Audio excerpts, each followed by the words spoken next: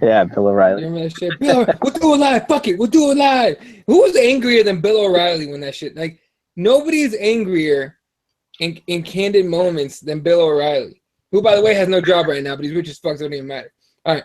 Welcome, ladies and gentlemen, to the MMA Advocates. My name is Eddie Law. Out of ABQ, Dave Rodriguez. Out of California, Mr. Jesse Rubalcaba. All right, leading off with the, well, I guess hottest story that we already fucking knew for the last, I don't know, month or so, maybe longer. Damian Maia and Tyron Woodley, official for, I believe, UFC 214, right? Hell yeah. Okay, first of all. Yeah, exactly. You can actually make it to that shit if you want to. Are you going to try and go? Maybe I'll see. It's got a good build up, right? But it also has a problem that we were talking about before we came on, so we can probably hit that as well in a little minute. But yeah, this title fight that we've all been waiting for, right? We all knew that Woodley was out there just waiting, so finally got this. So let's get this going. Right. So okay, so here's the thing about this fight. It's not necessarily this fight that everyone's talking about. What everyone's really talking about is good old GSP gets the winner of this fight for the belt. And how long's it been since he fought? 3 years, right? 2-3 years? 5 years. Holy shit! Oh, that's right. I'm thinking of somebody else. 5 years, Dave. You okay with him getting a title shot? Yeah, I mean, we did say that George was definitely an option for Woodley because Woodley wants the big fight. He wants the big money fight. If Fred Kirby was here, Fred would definitely say that fight would bore us all to death. He's right to some points. I mean, but then again, Damian Maia, the matchup that is for the title, very pleased about that. You know what I'm saying? Because it's Damian's time. I'm in fact, you know what I mean, this far out. You know, I'm going with Damian Maia. I think his time has been long overcome. I mean, he's really earned his spot. I mean, nowadays in the UFC, when do you actually see somebody who's on a complete tear finally earn their keep? I mean, the only exception would be Max Holloway. He just kept winning and basically said, give me my fucking title. So there's no denying Damian Maia, but going forward with I guess what Ariel Helwani was tweeting about is the proposed MSG venue tied to this specific matchup. We shall see. I mean, it is a big stage, but not that long ago, Tyron Woodley fought, Wonder Boy, and it wasn't that great of a fight. So It was an awful fight. I guess for the money, it makes sense. But honestly, nobody's going to want to see Damian Maia when he wins the title against GSP. So, I mean, I'm glad it's booked. Very pleased for Damian Maia. And this is sort of an old school golden era type of matchup period when it involves, a true #1 contender at that. So. Yeah, we don't get that very often these days anymore. You get money fights, and that's honestly what Woodley's getting. So we at least get a legit fight before we get a money fight. So, yeah. Anyway, Jesse, GSP, like I said, again, coming back, 5 years of inactivity, coming back. Was supposed to fight Michael Bisping. That fight fell through for a multitude of reasons. Now he's going to get a title shot against the winner of Woodley Maia. You cool with that? Yeah, I mean, I think we all figured that this is what was going to be the original matchup, right? We all figured that the great GSP, the king of 170, would come back and, reclaim his title. So we were all thrown for a loop when he said that he wanted to fight Michael Bisping. Like, I mean, I don't like using the word, but it's retarded to make that matchup, right? Like, come on, like, what are we doing here? We're matching up a guy who didn't want to fight Anderson Silva because he was too big, and now he's trying to take on a guy that has beat Anderson Silva, has been more active than Anderson Silva, has just done so much more, and is a bigger guy in Michael Bisping. So, I mean, I think we all knew. I think when the whole thing was announced and everything, I think we all came on here and said that matchup probably wasn't going to happen. It was a stupid matchup to make, and, here we are. They're walking it back, and finally we can get these divisions and move on. That's what we need, right? We need these divisions to just keep moving and stop playing around with, playing hot potato with the titles at least, even if the title gets changed, like, that's a good thing. We have more contenders, we have more champions, instead of just having one guy just, holding the belt hostage, like someone we know right now that's even changing sports. So, I mean, it's just ridiculous that it's taken this long to get this done. Oh, definitely. So again, ladies and gentlemen, I can actually watch the chat on here. Hangouts kind of changed that a little bit, but if you guys have questions, comments, concerns, anything you want to talk about, hit us up on the chat on YouTube or on Twitter at CrossBonesMMA. And, you know, we'll answer. We answer pretty much any questions. We read most of the shit you guys type on here, unless it's like extra retarded. Then we read it louder. If it's extra retarded, we'll read your shit louder. Anyway. All right. Another fight that got kind of weird. Donald Cerrone's injured. He actually pulls out I think it's the first time he pulls out of a fight. I think I read the numbers. It's like something like 9 people have pulled out on him. Mostly injuries. I think one of them was like a positive test, and somebody couldn't make weight. Out of all those, it's the first time Cerrone has to pull out in that fight against Robbie Lawler. The talk was that it was going to get moved to UFC 214, but that looks like that's in jeopardy as well. Donald Cerrone, if you go to his Instagram, posted a picture of his face sitting there with an IV. You can see the IV bag next to him, and it says, and this is Donald Cerrone's words, quote, "Let everyone know this is not an injury, but a super bad infection in my blood. 7 days of IV, and I'll be back at it, working on getting the fight rescheduled." So you would think 7 days of IV, you should be able to make UFC 214. It's a week. How far are we from 214? Like a month out? Yeah, about exactly a month. I'm pretty sure to the day, right? Yeah. So I mean, he's been training anyway. Why not? What's up, Jesse? No, but I mean, as you would know, Eddie, like, and you know, anybody that's been sick with an infection, I mean, that drains you completely, and it takes a time after you get off the antibiotics, because the antibiotics basically kill everything in your system. You know, that's basically what they're trying to do.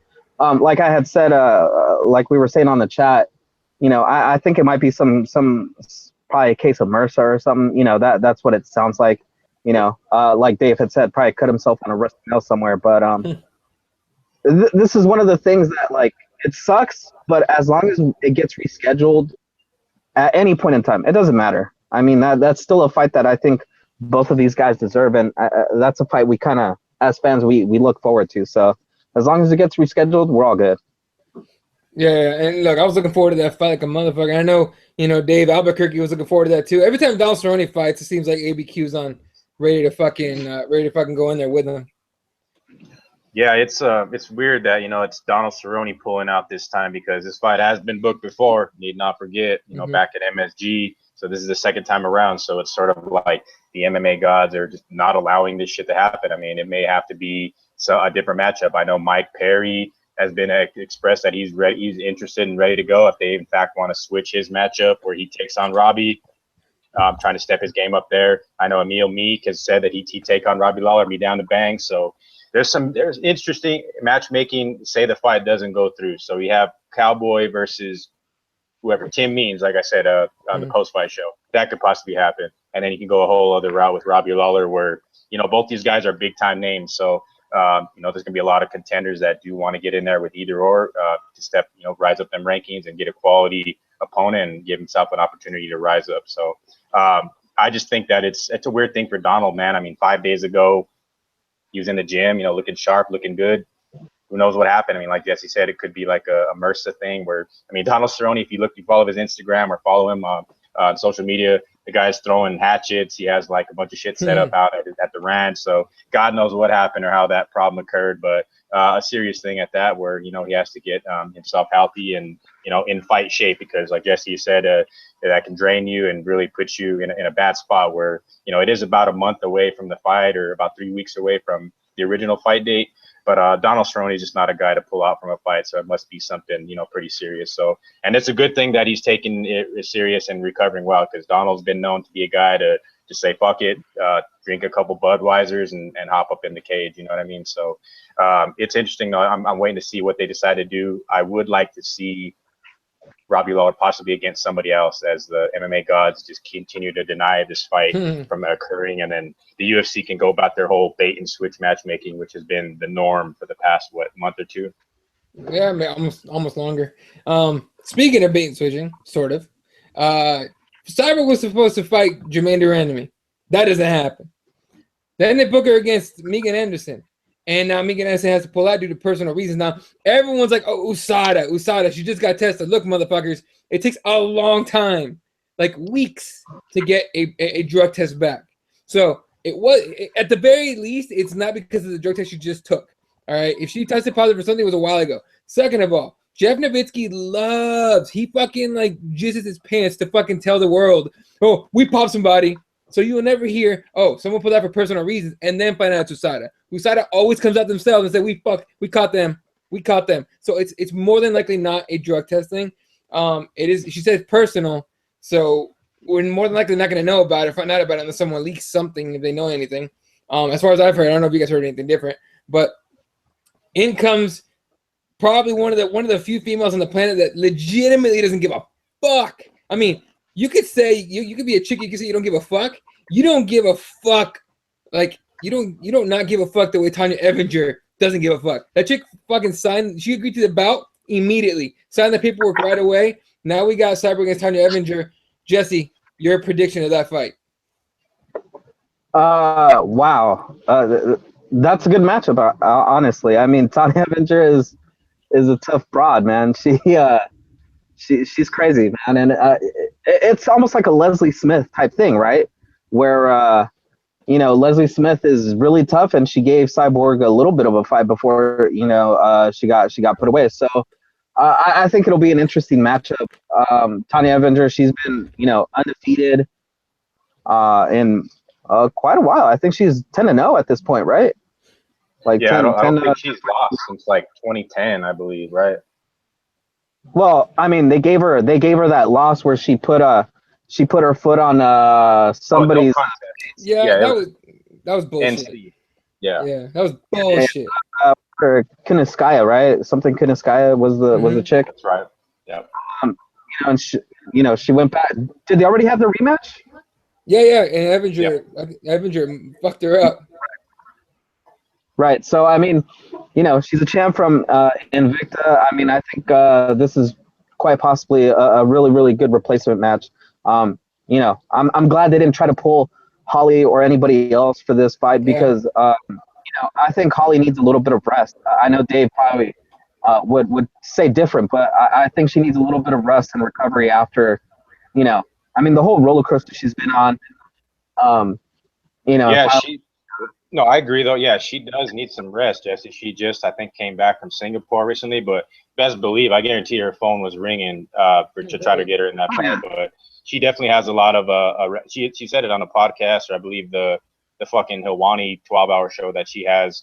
She needs to get some rest, and ideally she would be the next opponent for whoever would win, and I think that's a really good matchup for both. But I really do personally like the Tonya Evinger fight. Like our man Nick Micro on the comments, he likes this fight a whole lot better than Megan Anderson. I sure as hell do. Evinger's tough as shit.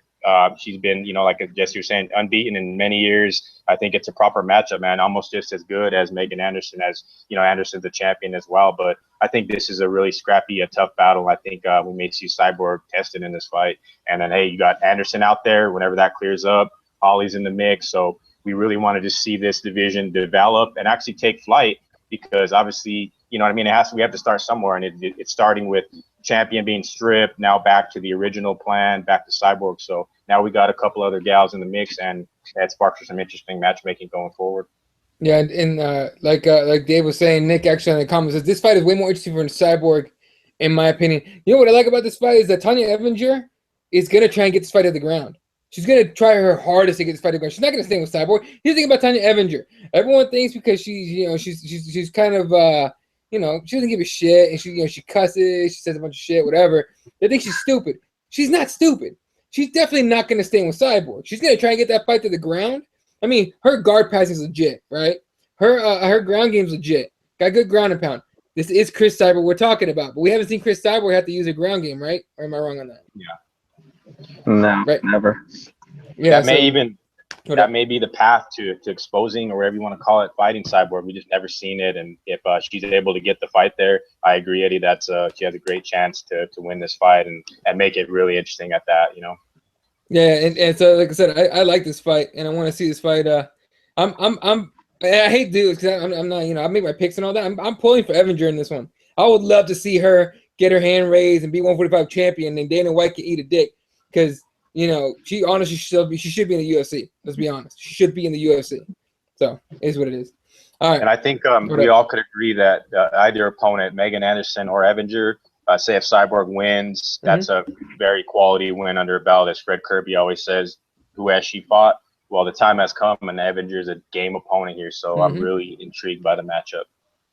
Yeah. Plus, Again, you know what's the best thing about this though is that now look at this. Now we at least have at least 2 matchups for whoever wins that title, or even 3, because now you have this fight comes out of here. Maybe Megan Anderson or maybe Holly, and then after that, maybe the one or the other. You know, whoever didn't get that shot after that.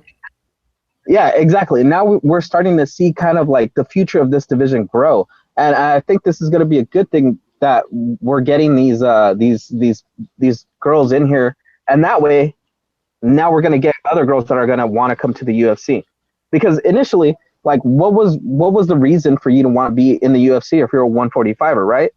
You only had one chick to fight, and that was it. Maybe now you at least have 2 or 3 competitors in there. Now you can actually mix it up with one of these other ones, and you're already, you know, farther along on the queue to try to win this title. So I mean, I think this is actually going to be really good for this division. Yeah, and who knows, too, Miesha Tate might decide to step down from the analyst. Just shut up. No, she's not. She's not. No. Stop it. Why are you trying to kill my girl? Why are you trying to get her killed, bro? You want to see Cyborg against Miesha Tate? Yeah, she already fixed her nose, man. She ain't coming back to get that big punch. You know, that's a good point. Yeah, that's a good point. Although if she does come back and says "fuck it, I'll fight somebody," she'll be a draw. Weird enough, going away. I think just going away and being an analyst. I mean, can you imagine that? Like, she's an analyst, and then Cyborg wins that fight, and Miesha Tate was, "I'll fight you." But okay, bring it on, Miesha. It's like, all right, let's do this shit. You know what I mean, it'd be crazy if she did that. Is she gonna pull against Kevin Lee over the weekend? Did you see that? Oh. That was hilarious. Yeah. Oh my god, that was the saddest thing I've ever seen in my life. It was sad, but it was funny because Lee can't talk shit. What up? Plus, my favorite response, I forget who on Twitter wrote, you know, Kevin Lee said, you know, can we get a real journalist on here? And then they wrote, did Kevin Lee forget what show he was on? You can't knock the guy for trying to call out the boogeyman, and nobody's calling that guy out right now. So credit to Kevin Lee, right? Yeah, but that being said, let's talk about that fight. Actually, we're gonna go to Bellator. We're going to UFC first.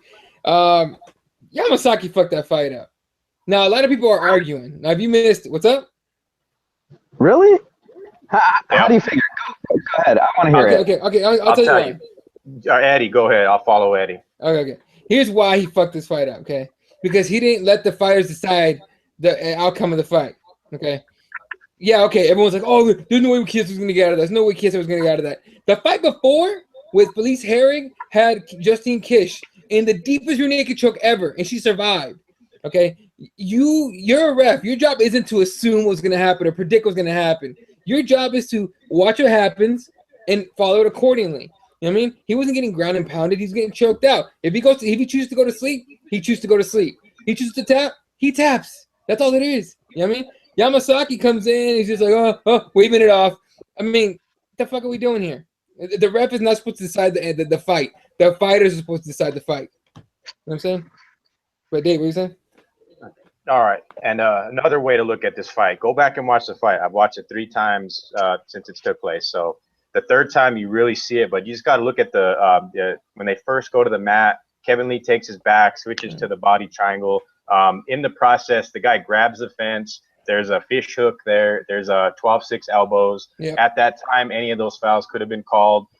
There's a point taken there. The fight either resets in that position or the guys are stood back up. That makes the fight a whole different thing.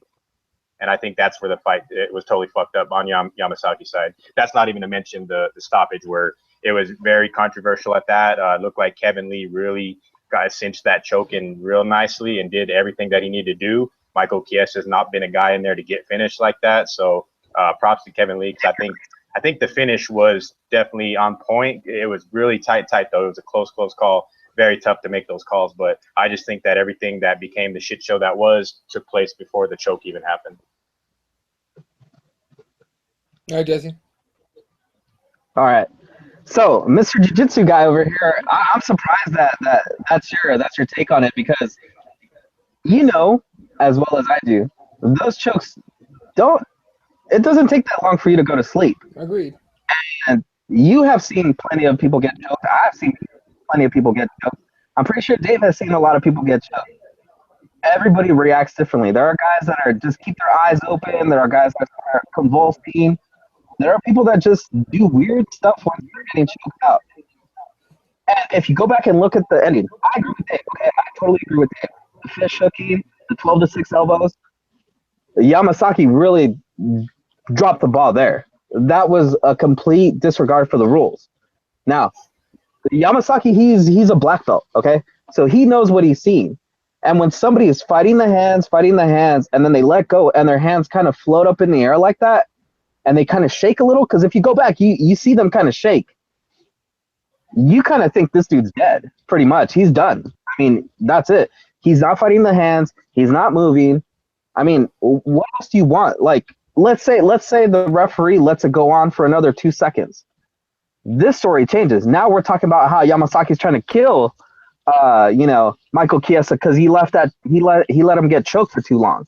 So either way, the referee doesn't win in this situation, right? And it's Mario Yamasaki, and then here's the other thing that really bothered me. Chiesa and Dana White both had the same take, which is so stupid because then you hear every single fan, quote unquote fan, Bud Light fan out there saying, "Oh yeah, Yamasaki's over there making the little heart symbol. What the hell? Who does he think he is?" Why are you guys repeating what Dana White says? Don't you have your own take on the situation? Like, yeah. I get Chiesa being angry. I get it. Okay, like I probably would be pissed too. Like, he says that he put his shoulders up to try and create some space. That he looked up at the clock. You go back, he ain't doing none of that, dude. His shoulders are down. His hands are all like coming up like he's trying to do the mummy status. I mean, in my opinion, I think he went out instantly. And when when the referee broke the hold, I mean, Eddie, when you go out, sometimes you pop right back up and you're like, what happened? No, I'm still in this. You don't even know what the hell happened. So I think it's a mixture of the two things. Yes, Yamasaki jumped in too early. He should have just, he could have checked on them, said, "Are you okay?" A lot of other referees will do that, right? A lot of referees will double check before they step in. He didn't. And I get it. It's because he's seen enough chokes where he said, okay, this guy was fighting. He's no longer fighting. He's not defending himself. He's not trying to get out of this. It looks like he's out. I'm going to stop this and save himself. Save him from himself. That's a choice that he made, and I think it was the correct one. Because, I mean, think about it. If you're in that choke, how many of us with any amount of experience, in jiu-jitsu, how many of us see the exit? With Justine Keys, she was still moving. She was still, she bellied down. She did a lot of things to keep herself in that fight. She never stopped fighting. He did. Michael Chiesa stopped fighting. So whether he likes it or not, when you stop fighting, you're giving the referee the opportunity to say, okay, this guy's no longer defending himself. He's no longer in this fight. I'm going to stop it. So I agree with Dave, though. The 12-6 elbows, Kevin Lee was grabbing the fence. There was a lot of things that are there that you can point at. But the whole end of the fight, I just don't see how Dana White's rant about his heart shape, he's a 12-year-old girl, whatever. I don't think it's necessary. I think there are other things to look at where he lacked skills as a referee. But that ending, I actually say that it was a good finish. You're right. He didn't let the fighters play it out, but wait 2 more seconds and now we're having a different conversation. Now he's trying to get him choked, to death. So I just think that there are other things we could look at in this fight where he was lacking the skills of a good referee. But this finish, I just don't see how that finish was going to be any different. Right. And look, I agree with most of what you're saying. What I'm saying is this. What is the procedure at that point, right? Did he fall? Most of the time you see a ref grab an arm and lift it and let it go. And if it's loose, then you call the fight, right? I don't. Okay, like you said, he's a black belt. He's got so many experience. He's seen a lot of guys get choked out. Okay, so what I mean? It's not your job to assume that he's about to go out. Right now, you're right. I do remember now that at the end he got it real locked in, and then Chiesa kind of dropped his arms, and it almost looked like he was about to tap. His hand was shaking a little bit, but it wasn't a tap. I don't know. The way I described it right after it happened, was it was a very unfortunate sequence, 2.5 seconds sequence of events that just was totally fucked from the get-go. But yeah, the 12-6 elbows, totally fucked. There was actually shots to the back of the head, if I remember correctly. There was fence grabs. There was everything in that fight that he could have fucking, called, and he called none of it. See, and I think it's interesting too. That's why I brought it up, because at the time of the fight, I think we all seen it. Eddie, you tweeted about it. Buddy of mine, Brandon, he tweeted about it on Twitter. It's just really, I mean, how did you miss that? Like you put anybody in there, Herb Dean, I don't care whatever referee it is, more than likely they're going to stand that fight back up. A point is taken, and then the Motown Phenom's going to really have to finish that fight, where we all know what happens when those situations happen. It leads to, just, you never know. You got to give the fighters every chance they can to win, where, I don't know, man, I think the fight could have completely changed at that moment with the illegal strike. So, and they probably would have just stood them back up. So, if what's the name? If Kevin Lee was so dominant and able to finish Chiesa, I think that would have been the way to let the fighters ultimately determine that outcome. Because yeah, illegal strikes, I mean, we've seen it time and time again. So controversy would have been there, but then again, the fight would have ended with the fighters ending the fight, not the official making the call. So I think even like Luke Thomas, how he does like his breakdown of the chokes and all that, he failed to even mention the 12-6 elbows, the fence grab, etc. But that, in my opinion, was the main factor and the main fuck up in that main event. But in the end, I think Kevin Lee had the finish, and Chiesa was going out, man, no doubt about it. Yeah. Mike Drops in the YouTube said, no doubt he was going to take a nap. And it's not like Herrick Squeeze is legit with a winky face. It's funny. And then he said, did the new rule set make 12-6 elbows legal? I believe it didn't. No. Yeah. I tried to defend it in the sense that, like, the way he was trying to angle him. But if you look, because I went back and look at it, when I was watching it live, I was like, it looked like it was like maybe like, 11:55, like kind of a little bit of an angle. But you go back and look at it. Not only were they like pretty much straight down on the top of his head, but it was like top of his head, where that's like a super illegal like maneuver. That's like you're Plus trying to cut it. Dude. Plus there was cuts there too. So yeah. You go look at that cut. It's like way into his hairline. It's not even like in the forehead or anything. It's like way in there. So you can obviously tell that those strikes were really illegal. I mean, the rule of thumb is you're supposed to hit the ear with your elbow or with your strike, and nowhere near where that elbow was landing. So I mean, those are some very illegal strikes. So yeah, we got to take a look at that, Mr. Kevin Lee. Kevin Lee. Kevin Lee annoys me just for the fact that he was like, I'm not like Connor or anything. And then remember at that press conference, he fucking started saying Connor lines like almost to the letter. It was like, dude, what the fuck? He's going on at the end of the day, he's a talented cat. He's a young beast right now, and I just think that he's going to be doing big things. But that's a real controversial one there, where Yamasaki, man, that guy just keeps fucking up. So yeah, like I thought, who was it? Vin Pinchel. I know he just came off a long layoff of a fight. I think he tweeted out after the fact is like, if Yamasaki's going to be reffing my bout, there's going to be 2 fights that night. So fighters just are not really keen in on having Mario Yamasaki in there determining the outcome of their future and money on the line, so shit. Well, yeah, he's determining their fucking livelihood here. Yeah, I agree with that with this stoppage, but I also think that if you go back and look at his fights, what's everybody's complaint is that he lets it go on too long. So, I would rather have a referee let me get my my bell rung and then an extra couple of 6-7 punches, because at least he's letting me fight it out. A lot of fighters are going to tell you, stop it late. I don't care. I'm already here taking the brain damage. They already know the risk and what's going to happen. So a lot of them would rather let that fight get stopped late. But this stoppage was just, to a lot of people, it's like, well, let him go out. Yeah, I get it, but I mean, we all knew what was coming, man. I mean, I really didn't see where the exit was for Michael Chiesa. And he could say, he had the defense come in and everything. He wasn't doing nothing, man. You go back and watch him, he looks like he went limp. So, I mean, and then, again, we're not there right where the referee is. Yamasaki was right on top of him. Maybe he saw his eyes roll back. Maybe he saw something. But, again, this is like high-level chess, really, really, like, fast high-level chess. So sometimes these moves, some people are doing something to kind of, zig or zag, and it doesn't look the way they think it looks. And, a referee makes a decision. So.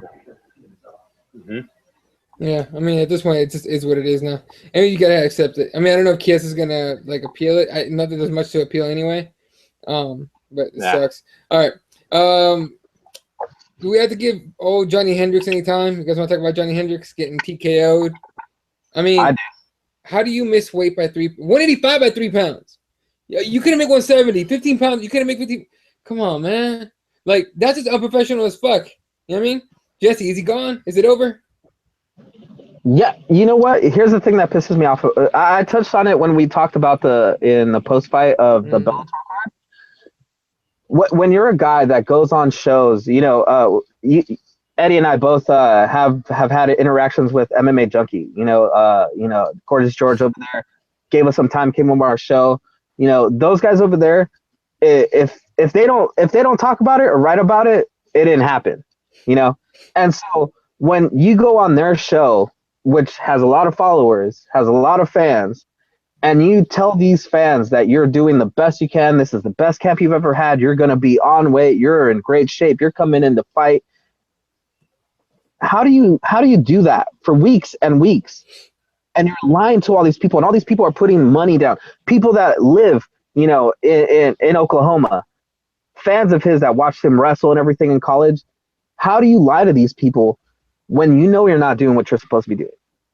How do you show your face, man? Like, it's so ridiculous. I'm surprised Dana White didn't cut him, you know, at the press conference and go, you know what, you're done. Get the hell out of here. You know, you don't make weight, you don't fight like you're supposed to, and obviously since USADA came in, you have no power either. So, I mean, let's put 2 and 2 together and let's get you the hell out of here, and you can go to Risen or whatever, and you know, start taking your supplements again. Yeah, look, man. He's off the Bellator probably. Yeah, they haven't cut him yet. And so, who's making the point that I forgot? I was talking to somebody that was making the point that they can't cut him at 185 because they need to give him one more shot or something. I forgot who it was, but no, fuck all that shit. You're unprofessional as hell, Dave. What do you think? Yeah, because who do you give him, man? You know what I mean? If it is a 185 bout, I mean, it's really hard to give him anybody right now. Tim Boach, that's no knock to him. Boach has been around the UFC. Most of his UFC fights, or his fights, have been in the UFC. So he's a definite killer. He's the barbarian, man. That's why I thought this fight would be great matchmaking. It would prove to where Johnny Hendricks was at. Started off on the wrong foot, where he's back to his old antics, missing weight, at a higher weight class. So, what a disgrace, man. I mean, the guy was a former champion. You factor in USADA. Look at him now. I mean, I think Dave Madden tweeted about it when the fight was taking place. It looked like Johnny Hendricks spent more time in the fucking tanning bed than he did, like, in the gym, you know? So it's a sad thing, man. I watched that fight. It's fucking sad, man. Johnny Hendricks, we'll see you later. Parked the truck at Chris Weidman's place, and he's at the woodpile, man, because Johnny Hendricks, I couldn't even name a name to give him at 185 right now. Anybody. Yeah. Besides Josh Koscheck and Bellator. Why do you want to get Josh Koscheck in the camp and get him hurt again? Here's the problem with Josh Koscheck. Every time he gets in the camp, he gets hurt. He gets hurt. He doesn't make it to a fight ever. I mean, come on, man. Dude, fucking Dave over here trying to kill everybody today. He's got the hat on and everything, motherfucker. What the hell? No, it's fine. Hey, but next, I guess that could segue into our next topic. Speaking of killing people, the UFC is trying to kill Junior Dos Santos. God damn it, dude. Why do they? Okay, if you guys haven't heard, which I'm sure most of you have, Francis Ngannou, who's the next star they're trying to build at heavyweight, they want him as a champ, let's be honest, right? Yeah. He is now taking on good old JDS. I don't know why JDS agreed to this fight. I mean, fuck, man. Dave, you've been fucking calling this shit forever. Yep, he's coming. The thing about it, though, to think about it this way, JDS, what just happened to JDS? He just got completely knocked the fuck out, and he's going in to face Francis Ngannou, who has destroyed everybody in his path. What do you guys think is going to happen? I mean, JDS once a great fucking champion, great champion. I mean, the Kane fights, he's never been the same since, and his chin is gone. I mean, Ngannou connects one time. I kind of envisioned the scenario of everybody's talking about this MSG card.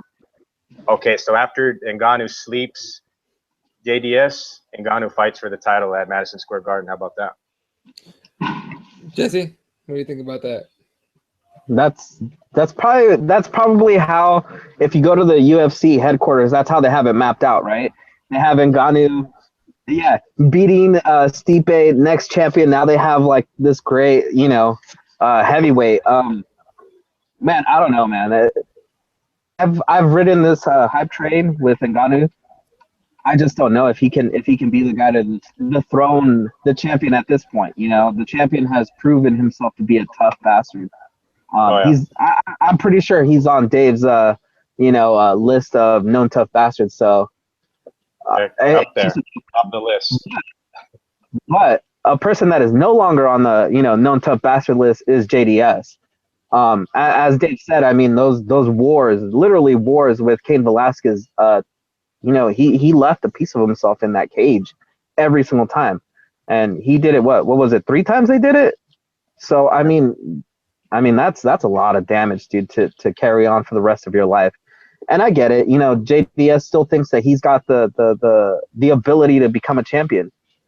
I think it's time to have that BJ Penn talk with him. That Brendan Schaub talk, and tell him that it's time to take a step down, start fighting these newcomers.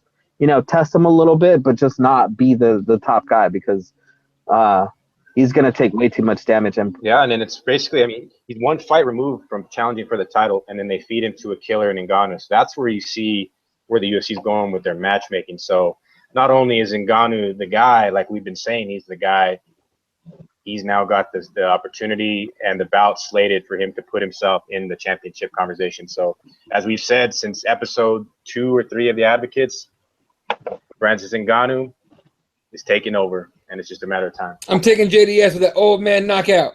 Calling it now. Your guys is fucking hype train starts gonna get knocked the fuck out. I'm playing. I don't know what's gonna happen, but I am gonna take JDS just off of I don't know, just hoping to God he gets a one more good fight and then he can fucking walks off with the win. Nick Pilecki, our boy Nick Pilecki says JDS is gonna die. He will be off the Bellator as well. Hater. And Mike George says no power, no stamina, and misses weight. Makes me wonder if he was ever legit. I'm thinking he's talking about Hendricks. Yeah. So anyway, all right. Since we got that topic out of the way, what else are we going to talk? Oh, Jesus Christ! Yeah. Oh! Wait! Before we move on real quick, I was thinking about this the other day. Should we give an award to GSP for being keen on the fact that Johnny Hendricks must have been on something? Because remember, right before his fight with Johnny Hendricks, he was like, no, we need to test this guy. This guy is just, he's not right. So maybe GSP was onto something, huh? I'm still in the camp of thinking GSP was on some shit. Yeah, because somehow magically Johnny Hendricks made it to 170 then, so whatever roids he was on was helping him cut the fucking weight too, I guess. So. Diuretics, homie. It's all about being able to take as many shits as possible. Okay? Yep. No. But a couple more things on that card before we move on. First of all, Justine Kish is the savviest social media person in MMA. She shit all over the cage during the fight. She got put in the net, like that redneck choke we're talking about, made her shit herself. And you know what she did? Like a boss. This is how you handle controversy on Twitter, ladies and gentlemen. When you get called out with some funny, fucked up shit, but everyone's making fun of you for it, you own it, and then you make fun of it. She says something fucking whatever, and then hashtag shit happens. That's how you handle it. You want to fucking, who loses this shit on Twitter? Any fighter loses this shit on Twitter. That's how you handle something. You own it, and then you fucking make fun of it, and then no one cares anymore. No one's tweeting her, oh, you took a shit. No one cares anymore because she finds it funny too. That's how you do it. Yeah. Okay. And then we gotta talk about BJ Penn again. Nah. BJ Penn, BJ, please, man. Every time I see this guy fight, I'm literally like this, like, oh, what is it over? You know what I mean? And this fight was no different. The first round, I'll give him the first round. He did all right in the first round. But the second round, he was getting pieced up. The third round, did he even throw a punch? Did anyone throw a kick or a punch or anything? He was just getting pieced up. He wasn't doing shit. This dude, I mean, he's getting chewed up. Yep. Yeah. Look, 100%. Like, look, all the credit in the world to BJ Penn. The guy is a warrior. He doesn't need the money. He doesn't. He doesn't need the money. He's fucking got plenty of money. He doesn't need the fame. He does it because he's legit a warrior. Warriors fight. But I mean, to what end? I mean, Dave, fucking, we just saw Dennis Seaver piece him the fuck up. Like, that was bad. Yeah. And that's on Dennis Seaver's resume now. A win over BJ Penn. Get the fuck out of here. Yeah, who would have thought we'd be in that scenario where Dennis Seaver holds a win over BJ Penn? And I mean, you look at BJ Penn record, and BJ Penn, and I hate to do any sort of comparison with the two, but his record is nearly close to Artem fucking Lobov at this point right now. So strange territory now. I mean, I don't know, man. I mean, we talked about it on our post show with Dave Madden. The only matchup I could fucking think of is either, like you guys are saying, like the EBI, or if he's involved in a submission underground, or unless he fights Royce Gracie in Bellator. As fucking random and wild as a shit show as that is, there's a possibility of that happening. So definitely a possibility, but I hope it doesn't happen. Jesse, what do you think about BJ Penn, man? What was sadder, the Frankie Edgar fight or the Dennis Seaver fight? The Dennis Seaver fight by right? far. Right. Yeah. I think what made it sad was the fact that old BJ Penn, when he hurt Dennis Seaver with that uppercut, right? Yeah. Old BJ Penn would have got on top of him and elbowed his face into the mat, and then gotten up, licked the blood off of his gloves, and celebrated. BJ Penn now laid on top of him, didn't drop elbows, didn't do anything, was just trying to desperately catch his breath. I mean, that was so sad. And then in the third round, when just all like Dennis Seaver's attacks just were coming right at him, it was just deer in the headlights, man. He was just kind of looking at it. He was kind of trying to block he nearly it. finished it. Go back. I watched it last night. It was sad. Saber almost finishes him in the third round. Go back and check it out.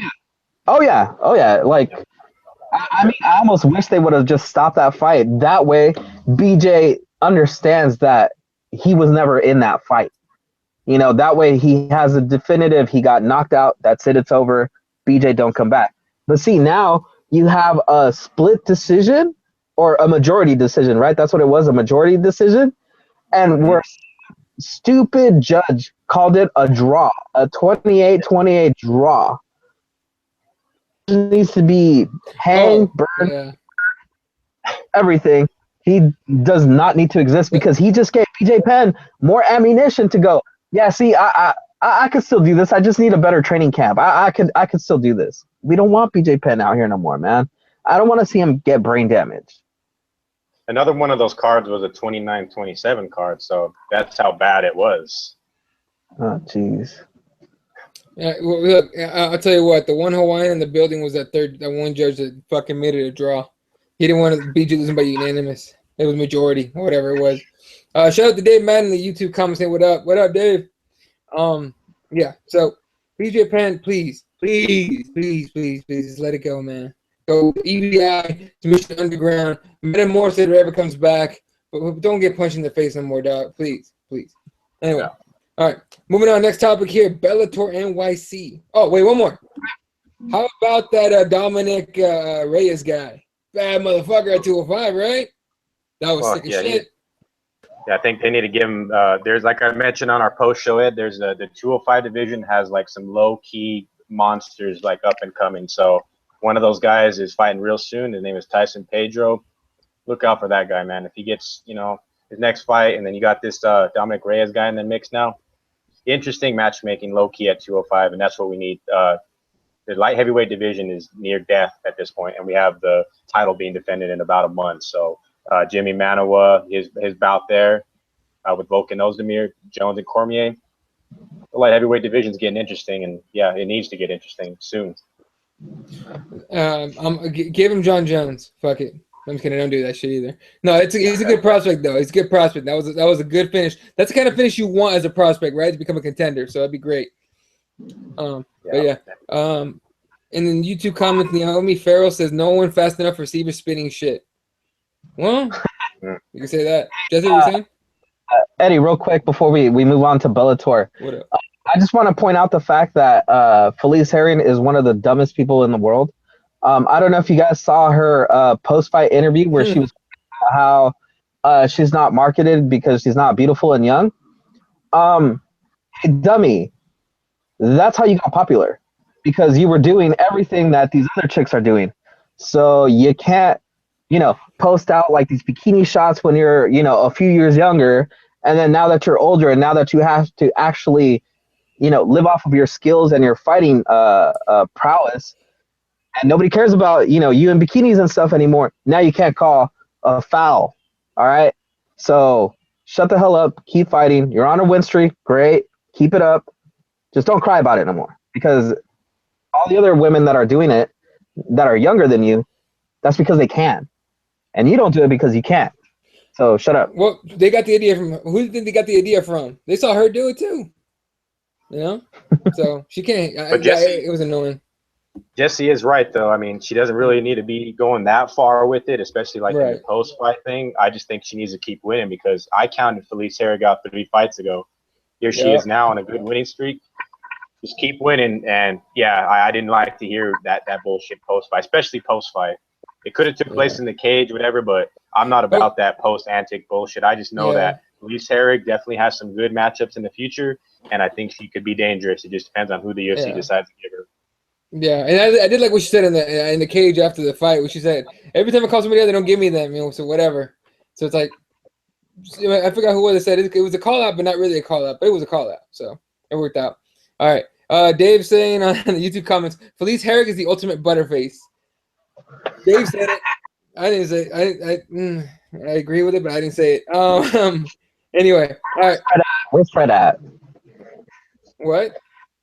I said, where's Fred at? He'd have a good opinion on that one.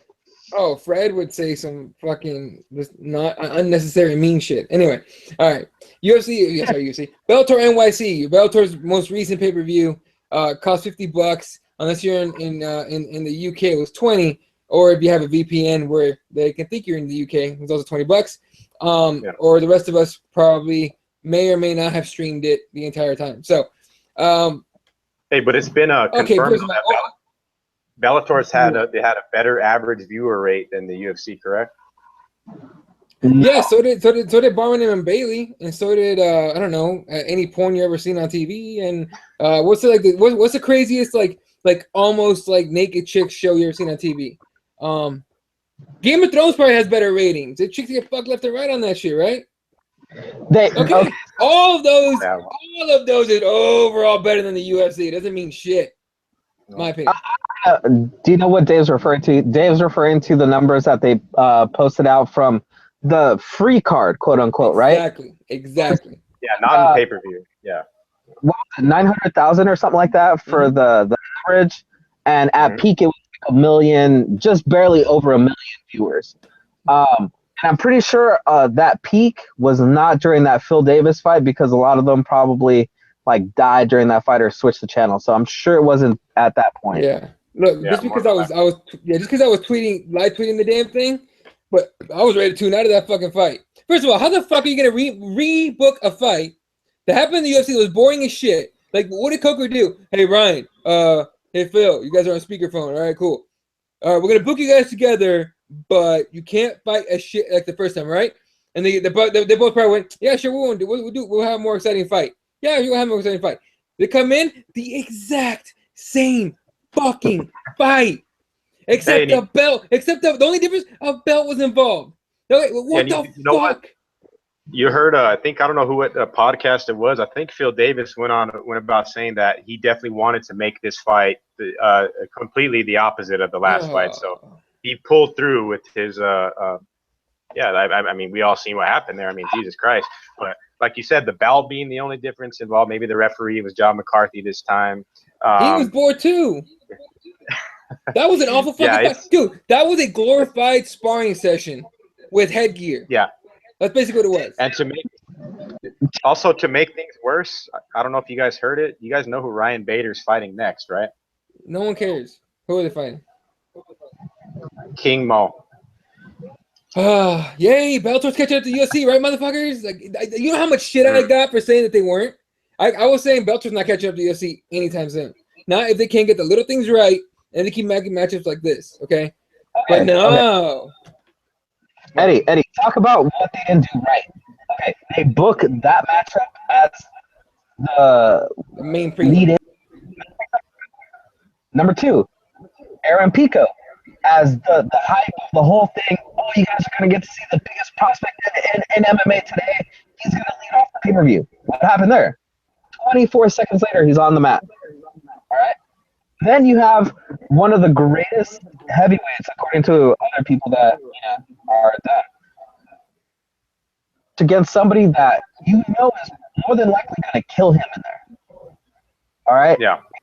His last fight against Maldonado proved that Fedor is not anywhere near the guy that he used to be. Plus, if you go back even before then, I think I read somewhere he's 5 in a couple of his last fights, basically, like, or 1-5 or something like that in his last 6 fights. I mean, his record is garbage at this point. So you're hoping that this guy comes in and does something.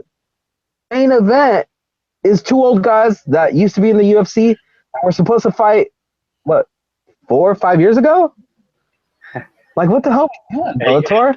Also, too, the old guy who won the main event is now matched up somewhat with Fedor, and I guess that's supposed to be a 205 fight. So I guess they're keying in on a slimmer, trimmed, in-shape Fedor at 205, facing Chael Sonnen and his WWE punchlines next. Jesse? I think I almost passed out just hearing that, dude. Like, that's ridiculous, like, what is Bellator doing? We talked about this before, right? They have legitimate fighters over there. They have legitimate fighters. But it's just, you can't keep doing this stuff. You can't keep doing these freak show fights because people are going to tune out. Is anybody talking about, Michael Chandler and Brett Primus at this point? Everybody's just talking about the ridiculousness of everything else. And we're not realizing that Brett Primus, took out their number 1 guy easily, right? He jacked his leg up, kicked the hell out of his leg, and then Chandler couldn't do nothing. Now Chandler's a meme, right? Forever.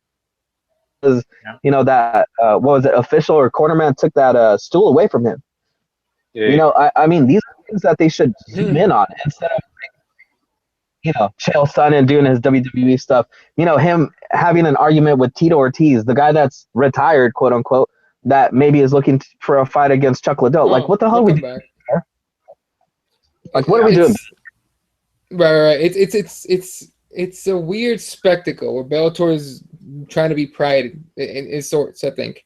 We'll go quick on the YouTube comments. Mike Jarvis says Bellator sucked. I turned it off halfway through. Chael and one versus Vanderlei. Damn, brother, I can't say your name. I think okay. He said he made $500 on Primus at plus 500. I hope people think the first Chandler fight was a fluke, so I can get paid on the rematch too. And then Musashi says a reheated turd doesn't taste any better on a different plate. 100%. It didn't work for Bader versus Davis too, and it won't work for Sonnen versus Vanderlei too in Brazil if they book it. And of course, Dave Mann says no more Chael. Right on, Dave. Hell yeah. But then again, like I said, conclusion of the main event, they brought Tito, a drunken Tito, put him on the camera. They thought he was supposed to be the scenario that was. But then again, oddly enough, Chael calling out Fedor. What the fuck was going on post-fight? That was a shit show. Everything that happened leading up to it, Chandler getting hurt. I mean, did Bellator, they may have got the viewer thing over UFC, but where did they win, over the weekend with a lot of this shit going is bad, for them on a pay-per-view at that, I think, Dave, where they won is that this is the most people have talked about Bellator in a really long time. Yeah. Honestly, we're making fun of them. We're decompressing of all the just garbage that happened, but we're still talking about them. So at least they win in that sense. But we have to wait till next week when they release the pay-per-view buys. Yeah, Bellator is. Because if they broke more than 150,000 pay-per-view buys, I will be shocked. I will be tremendously shocked because I don't think they sold anywhere near that. Do you guys, on the topic of the Primus, him beating Chandler, do you think either guy's matchup, it's going to be a rematch right away? Or do you think Primus fights somebody else? So no, it'll be a rematch because Chandler supposedly didn't break shit. There was a nerve damage or something. But yeah, that's what he said. That's from what I heard is what he said on Dushwani's show. But he said he didn't break it. And he still believes he's the champion too, even though he lost the belt. He still believes he's the champion, right? What he's been saying. So does John Jones. Hey. Yeah. Yep. The problem is that was a legit technique, right? We've seen that before, where you kick that nerve, kind of deadens your foot, and then you're screwed. And I mean, that's a legit technique. I mean, you know, you go back and look at it, like he reacted to the pain. You know, I finally went back and saw it, and he's looking down. He even grabs his calf, you know, or he grab his foot. Then he switches stances. You can't say that you didn't lose that fight, or that because I twisted my ankle. Nah, dude. Like the dude caused the damage, and then you couldn't continue. You lost your title. Yeah. So I mean, Chandler needs to take a step back and probably work on, you know, leg kick technique and you know, figure out how to beat this guy. And on that, I have to say the biggest winners of the night indeed were Brent Primus and Zach Freeman for sure on that entire card. Yeah, I mean, here's the thing about first of all, Primus. Okay, I'm 100% with Jesse on this. Chandler lost the fight. That is, you know what I mean? Is it the way we wanted to see it end with doctor stoppage? Hell no. But that was legit, right? So Chandler can say all he wants, he's still the champion, whatever. John Jones is the same shit. Then they're not. You know what I mean? So I don't know. It is what it is. I Am Light says, yeah, they are making the rematch with Primus and Chandler. Chandler actually lost the belt in the cage, though. John Jones didn't. Semantics, but true. It was obvious that it wasn't Chandler's night when the stool got pulled out from underneath him. So on any other night, that may not happen, but everything went wrong that night for him. That was the #1 gift of the entire night. That was the best thing you've seen the entire night. It was the New York State Athletic Commission official. So don't say it was his corner, because it wasn't. We got to give credit to the bastards who fucking did it, which is NYSAC, NYSAC, however you want to call those fucking assholes. They were awful. Okay. They were doing that, by the way. What's that? Do you understand why they were trying to do that? Why? Apparently, the ref wasn't supposed to be able to call a timeout. Because it's an injury. Now, remember, when you get injured, it's not, oh, let's bring in the doctor, let's give you time to sit down. It's, can you continue? Yes or no? No? Okay, we're done. Like, the whole thing, bringing in the doctor and all this stuff, that was just ridiculous. We talked about it. When we did the post-show, we mentioned it. So. And it kind of reminds you of, like you said, you're talking injuries in a fight where it's clearly stopped. Think back when the Korean Zombie fought Jose Aldo. How quick did they stop that fight? Mm-hmm. Yeah. Well, after Jose Aldo punched him in the arm a couple times. Okay.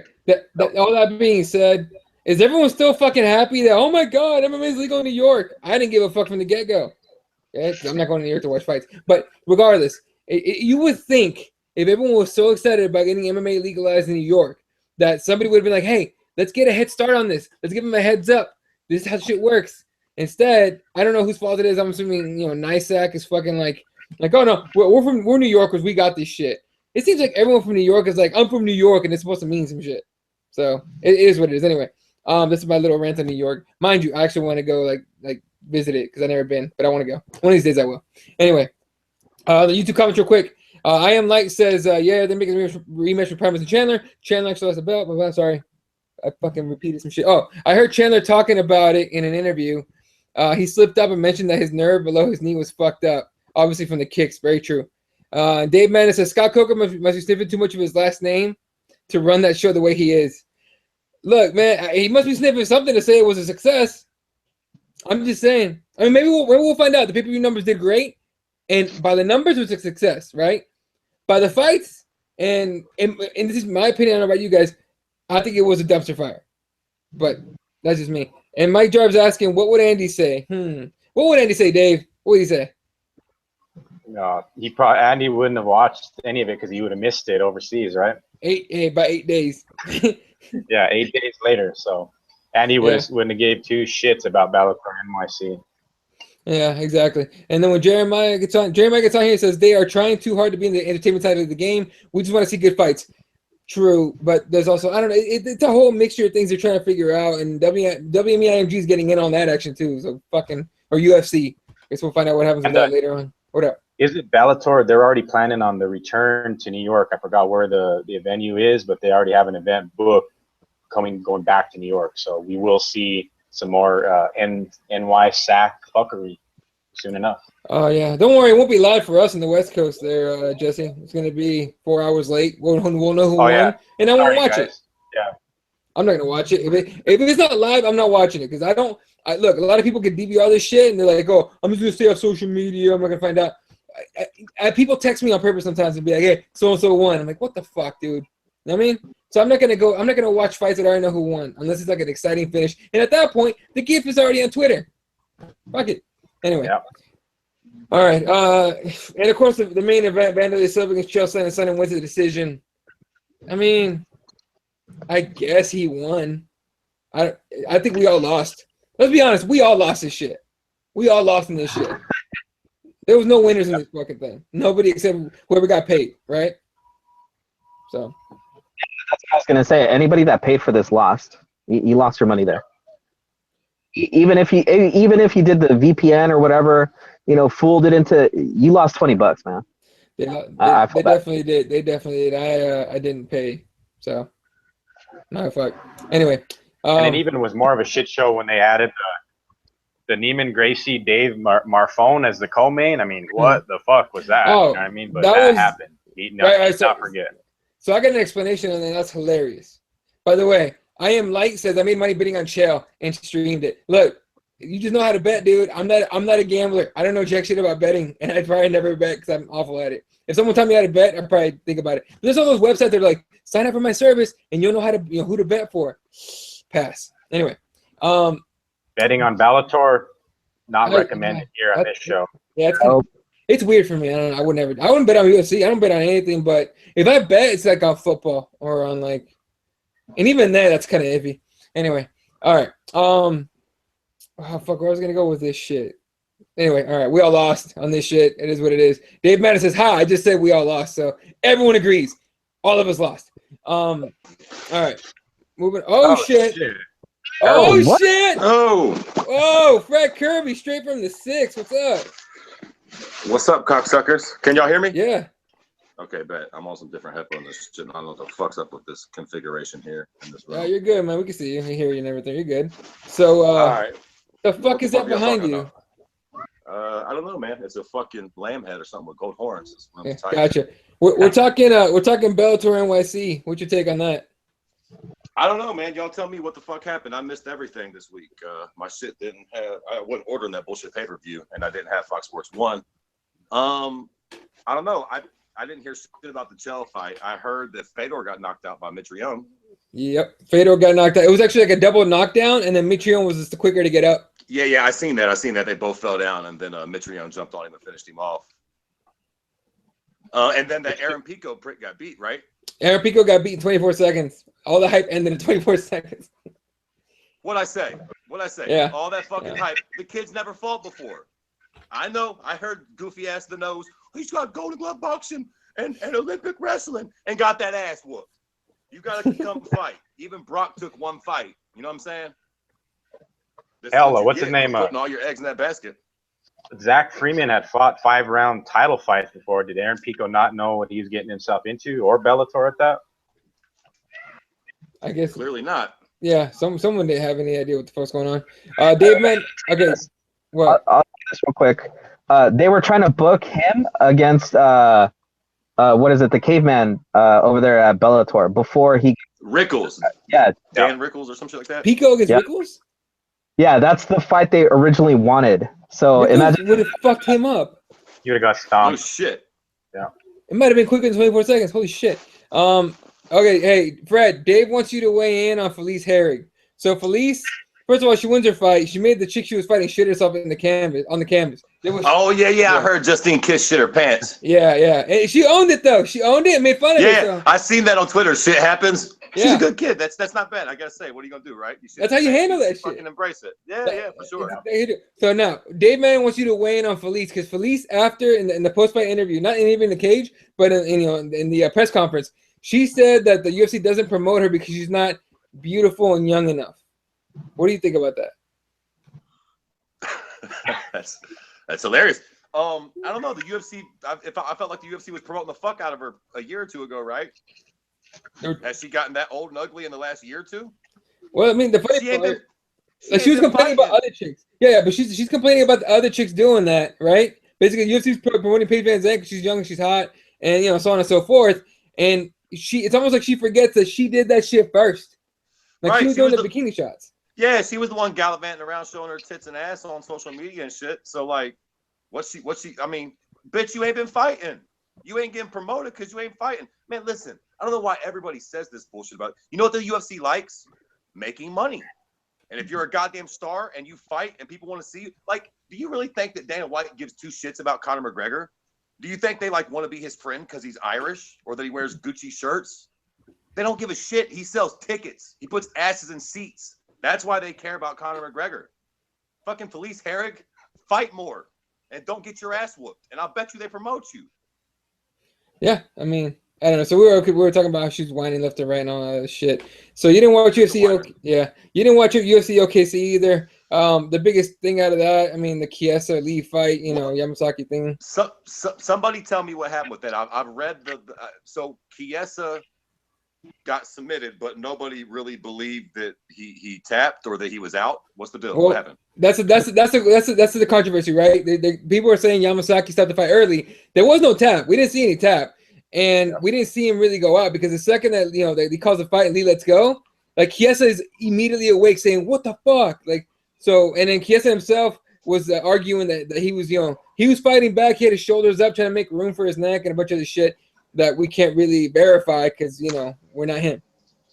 Okay, so a couple things here. A, I want to know what you guys say. Like, was it a fair stoppage or not? And B, was Chiesa losing the fight leading up to that point? Like, did he get screwed, or was things probably heading this way anyways? It was more than likely going to end that way anyway. It was a deep ass choke. Okay. If anything, it was stopped maybe 1.5 seconds early, maybe.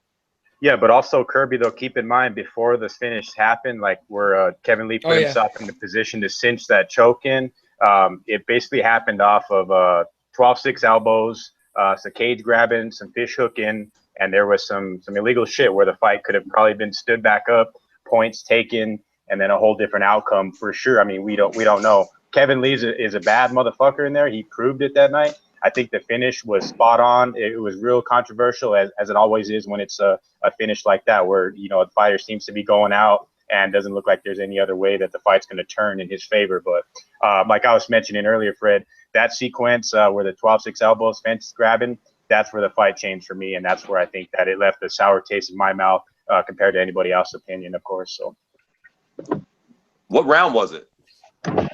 First round. First round. Yeah. Oh, okay. It was quick. It was just very. It's just not the way anyone wants to see a fight end. So it's weird. All right. We're actually running out of time now. You came out at the very end, so I want to hear what you think about. Megan Anderson is out against Cyborg. Tonya Evinger is in. Motherfucking cocksucker! I read this and I was like, you gotta be fucking kidding me. The MMA gods have saved that Brazilian twat once again. All due respect to Tonya Evinger. Jesus Christ. What the fuck is up with that? Why the fuck are we sending over another broad from Invicta? If she's gonna fight a 35er, fuck one of them hoes from the UFC. What the fuck is going on? Like, why can Cyborg not get a real fight? I don't care if she beats Tonya Evinger. And I don't give a shit about all the little keyboard words like, Tonya Evinger is a warrior. I don't give a fuck. She's not even in the UFC, clowns. She's not a goddamn warrior. She's like an old biker broad. Let's be honest. Holy shit. But she's like old biker Leslie, man. Like, Cyborg is going to fucking destroy her. Nobody wants to pay for that shit, man. Oh man, I think she got kind of look at a tiny bit of a chance if she gets back to the ground. Jesus Christ, that's what I mean. You know what I'm saying? Like, I believe she's got a tiny shred of a chance if she gets the fight to the ground. I got a fucking tiny shred of a chance if I get the fight to the ground. Fuck. That's true. Yeah. I don't know. Yeah. All right, and then all bullshit aside. Super disappointing, man. Yeah. I really thought, and quite frankly, like I said from the jump street, I really don't think that Megan Anderson is that big of a test, but at least a remote test. Now we get another 35er who's not even the top 35er in the world, or fucking close. What would Tonya Evinger be, man? Would she break the top 5 in the UFC? Yeah, probably. She's champion over there in Invicta. Yeah, but what the fuck does that really mean, man? I mean, I'm being serious. Like, no, you're right. Is she gonna beat Kat Zingano? You know what I'm saying? Like, it'd be a tough fight with any of them girls in the top 5 in the UFC. And that's a weight division below, man. I all bullshit aside, as much as I like to rag on Cyborg, I'd really like to just see her take a fight where we get to see how good she fucking is, man. I'm tired of the hype. I want to see her tested. It's enough with it. And Evinger, as far as rankings goes, I think she's 12 in the world at bantamweight, according to Tapology. There you fucking go, man. So. All right. Shit. And then, Fred, one more before we move on to fight bookings. Actually, 2 more. Cowboy Cerrone's out against Robbie Lawler. They're talking about moving that fight to UFC 214 if they can. More than likely, it's going to be past that. We never see Cowboy pull out of a fight. First time. But it's like... what are you going to do, man? Yeah. Blood infection. I mean, it's a bummer. Yeah, it's a big bummer because I know like that's one of those that's a fan favorite fight, man. So motherfuckers were looking forward to that fight. Tell you what, if that fight makes it to UFC 214, that's a sick card. Like they're gonna make it. It's gonna happen. It's just a bummer that they keep having to fucking postpone it. We keep getting our hopes up and then and then Dave brought it up earlier. Ngannou vs JDS has officially been booked. Really? That's legit. The death of JDS. Yeah, I don't know how I feel about this, man. Who is does anybody know Ngannou's like? I fuck with Ngannou, but like, who's his last couple wins? Anthony Hamilton. He just knocked the shit out of Arlovsky, took him off his feet. Arlovsky and Hamilton were the 2. Listen, Dave, I know you fuck with Ngannou, but Arlovsky's 167 and Anthony Hamilton is an R&B singer. So, listen, I fuck with Ngannou, but I'm going to keep it funky with you, man. I know it's going to be easy for everybody to say, oh, JDS is going to die in there. And listen, he might. But all them same pricks that was singing the praises about Aaron Pico and all these knowledgeable MMA fans, JDS has got a lot of experience, man. And this is going to be a big jump up in competition for Ngannou. He should win. We all know he's an animal. And if he's who we think he is, he'll start JDS. But if he's not, like, JDS isn't to be trifled with, man. Just because you got knocked out by Stipe, dude's the fucking king. So what are you going to do? I'm picking JDS still. I'm riding with that one, even if it doesn't happen. All right, easy, Cheech. I don't know if I'd go picking him, but I'm picking. I think a lot of people are going to act like JDS is going to get killed, and I think he's not going to get killed. Be a bit premature. Yeah, he might get knocked out, but he ain't gonna get. It's not going to be like a one-hitter quitter like the first 5 seconds of the fight. I think so. One thing's for sure, it'll be fun. Yeah. Whether it lasts 3 rounds or 2 seconds, it's going to be a fun fight. That's for sure. Definitely. All right, Dave, fight bookings. All right. Well, I guess we could stick with that card that the Ngannou fight slated for I guess you could say the funeral for JDS, which would take place. What is it? UFC 215, Rogers Center, right? Ngannou. It's pretty much the main event at this point, unless they book something ahead of that. But also on that card, though, I think we kind of skipped the matchmaking or fight bookings last week because of the whole Conor Floyd thing. But on that card, they also added Henry Cejudo against Wilson Heiss. So that fight whoever wins that fight kind of in the same place that they would be right now. Strange booking there. Gavin Tucker against Rick Glenn is slated for that card. Very scrappy cats there. I think that's an interesting fight. And also Tyson Pedro, I think he had the fight booked with Corey Anderson. Corey Anderson dropped from the bout. I don't know why he was removed from the bout, but now they have Pedro lined up with Ilir Latifi. So that's definitely Tyson Pedro's ticket to get into the top 10 at 205. So banger there of a fight. And there's going to be a lot of fights added to that card. And then, of course, we know how we have UFC 214 is now super stacked. UFC 213 kind of took a little step back, but 214, which is headlined by we know who, John Jones, Daniel Cormier. I mean, that card is so stacked that we're starting out the night with Sage Northcutt against John McDessie. So that's got to tell you something there. Come on, right, John and McDessie. Then, you cockeyed motherfucker. Let's go. And need not forget, we will see Brian T. City Ortega finally make his return to the octagon, and he will be taking on Renato Moicano. That's the second fight of the night on 214. So that card is super stacked. I think somebody tweeted out earlier, start praying to the MMA gods that nothing fucking drops out of that card because it's absolutely fantastic matchmaking there. There you go. All right. Any was gonna say cunt of the week, right, Dave? There's quite a few, but I'd have to say Mario Yamasaki might take the cake. But there is a guy named Matthew Klein Kiter, is that his name? The douchebag Cater. beefing. Cater. That All right, so- fucking douchebag. Yeah. Now, if you don't know the story, it's retarded. I don't know how it began really to begin with, but the point is this. This dude, like, you've been talking shit back and forth with Cody Garbrandt, and this dude says, I'm going to fly out to Sacramento. I'm going to fight you. He goes, he shows up, right? Apparently, he showed up 3 hours after the time they agreed to show up, so Cody wasn't there, right? And then he fucking left, ran back to his car claiming that he was getting chased by Team Alpha Male guys, and then gets in his car and allegedly drives out of the parking lot, almost hits somebody on the way out. This guy's a clown. He's a little roidhead clown. He really is. But I got a good laugh out of the shit he was saying. He thinks he's like legit, like going back and forth with people on fucking Twitter and on Instagram and shit. Whoa. Wait a minute. Hold on, just for a second here. Just slow down for a minute. Was Cody Garbrandt actually going to fight this fucking character? Who knows? He said show up.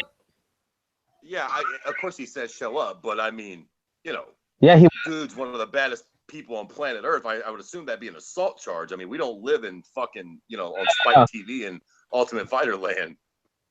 No, he was gonna have him at the gym, sign the waivers, and then they were gonna do like a quote unquote sparring in the. Okay. So where Cody could just lay into him real hard, Fuck him up. sparring purposes. It was gonna be body shot after body shot. He's gonna send this motherfucker into the bathroom to pee blood. I'll tell you what, though. Gotcha. Okay, fair enough. Cody needs to fight TJ, though. He needs to stop worrying about this douchebag and his pictures online, and needs to fight TJ Dillashaw already. Goddamn. Yeah. You know what's funny? No one's talking about TJ versus TJ anymore. It's like we're back on Cody TJ basically. We're just waiting for Cody to get healthy. So yeah, what it is. Of course. Anyway, real quick, the Hardcore MMA show is a buddy of ours, Jeremiah, says Tonya will be on the Hardcore MMA show Friday to talk about her fight with Cyborg. So look out for that. She'll be on there, obviously talking with Jeremiah. Oh shit. Yeah. I take back all that shit I said, Tonya. I fuck with you. My bad. He was a part of the team. Shit. She's part of the Hardcore MMA show team. She's going to be on that show. So that's Jeremiah. It's a Hardcore MMA show. Hit it up on Twitter, and I'm sure he'll send that link out for sure. All right. Gonna do it for us tonight, ladies and gentlemen. Unless we have anything else to talk about. Of course, Fred Kirby straight out of the 6 right now. He's on vacation. Gracious enough to join us. Appreciate that. At Kirby_MMA. Dave is Dave's MMA Brief, and Jesse S41 1983. Yes, I'm Jesse. Yeah. Everybody don't forget that Combate 15 is happening this week. Thursday? So don't forget that. You can't hear me? Yeah, I can hear you. Is it Thursday night or Friday night? It's Friday night. It's from Mexico City. Just real quick, if you don't know Spanish channels, TV Azteca, try to get it if you can. Got some good fights. The main event is Rodrigo Vargas against Danny Ramirez. Should be a good scrap between those two. So just shouting out the Combates team because they're always nice to us, and they put on some real good fights. So definitely they don't take a trip to Mexico. So let's hope for that. Definitely. All right. Again, that's going to do it for us. You can follow me at Eli31. Of course, all the Twitters are right here on this little blue thing that I put up. Of course, reptheadvocates.com. Get yourself some gear. Represent gear all day. reptheadvocates.com. So for myself, Fred, Dave, and Jesse, my name is Eddie Law. This is the MMA Advocates, and good night, Wilshire.